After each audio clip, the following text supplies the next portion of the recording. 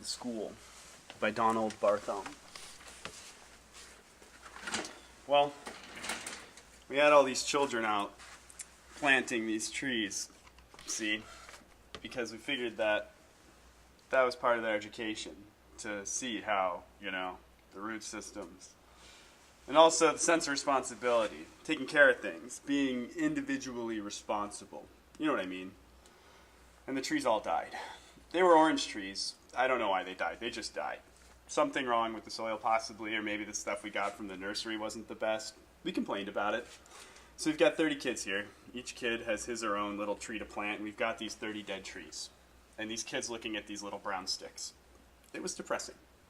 It wouldn't have been so bad except that just a couple weeks before the thing with the trees, the snakes all died.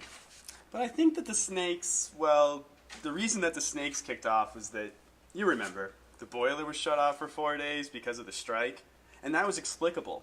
It was something you could explain to the kids because of the strike. I mean, none of their parents would let them cross the picket line, and they knew there was a strike going on and what it meant. So when things got started up again, we found the snakes, they weren't too disturbed. The herb gardens, it was probably a case of overwatering. And at least now they know not to overwater. The children were very conscientious with the herb gardens, and some of them probably, slipped them a little extra water when we weren't looking. Or maybe, well, I don't like to think about sabotage, although it did occur to us. I mean, it was something that crossed our minds. We were thinking that way probably because before that the gerbils had died, and the white mice had died, and the salamander. Well, now they know not to carry them around in plastic bags. Of course, we expected the tropical fish to die. That was no surprise. Those numbers, you look at them crooked, and they're belly up on the surface. But the lesson plan called for a tropical fish input at that point, and there was nothing we could do about it. It happens every year. You just have to hurry past it. We weren't even supposed to have a puppy. We weren't even supposed to have one. It was just a puppy the Murdoch girl found under Gristeed's truck one day, and she was afraid the truck would run over it, and when the driver had finished making his delivery, so she stuck it in her knapsack and brought it to the school with her. So we had this puppy. As soon as I saw the puppy, I thought, oh Christ, I bet it will live for about 2 weeks, and that's what it did. It wasn't supposed to be in the classroom at all. There's some kind of regulation about it. But you can't tell them they can't have a puppy when the puppy's already there, right in front of them, running around on the floor, yapping. They named it Edgar. That is, they named it after me.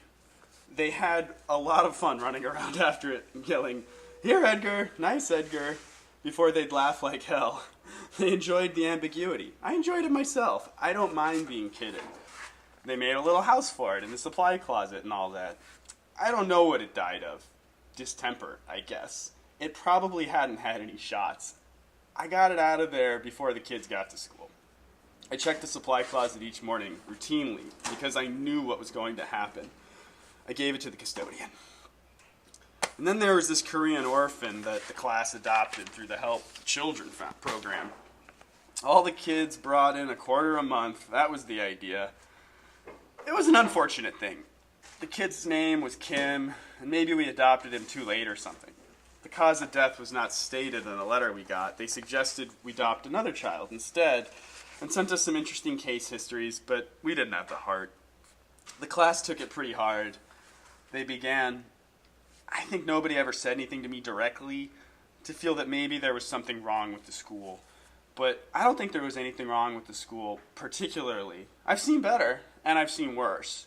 It was just a run of bad luck. We had an extraordinary number of parents passing away, for instance. There were, I think, 2 heart attacks and 2 suicides, 1 drowning, and 4 killed together in a car accident. 1 stroke, and we had the usual heavy mortality rate among the grandparents. Or maybe it was heavier this year. It seems so. And finally, the tragedy. The tragedy occurred when Matthew Wine and Tony Mavragordo were playing over where they're excavating for the new federal office building. There were these big wooden beams stacked, on the edge of the excavation. There's a court case coming out about that. The parents are claiming that the beams were poorly stacked. I don't know what's true and what's not. It's been a strange year. forgot to mention Billy Brandt's father, who was knifed fatally when he grappled with a masked intruder in his home. One day, we had a discussion in class. They asked me, where did they go? The trees, the salamander, the tropical fish, Edgar, the papas and mamas, Matthew and Tony. Where did they go? And I said, I don't know. I don't know. And they said, who knows? And I said, nobody knows. And they said, is death that which gives meaning to life? And I said, no. Life is that which gives meaning to life. And they said, but isn't death considered as a fundamental datum, the means by which the take-it-for-granted mundanity of every day may be transcended in the direction of... I said, yes, maybe. They said, we don't like it. I said, that's sound. They said, it's a bloody shame. I said, it is. They said, will you make love now with Helen, our teaching assistant, so that we can see how it's done? We know you like Helen. I do like Helen, but I said I would not. We've heard so much about it, they said, but we've never seen it. And I said I would be fired and that it was never, or almost never, done as a demonstration. Helen looked out the window.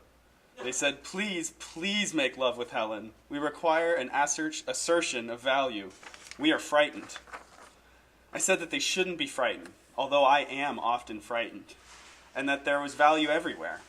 Helen came in and embraced me. I kissed her a few times on the brow. We held each other. The children were excited. Then there was a knock on the door. I opened the door, and the new gerbil walked in. The children cheered wildly.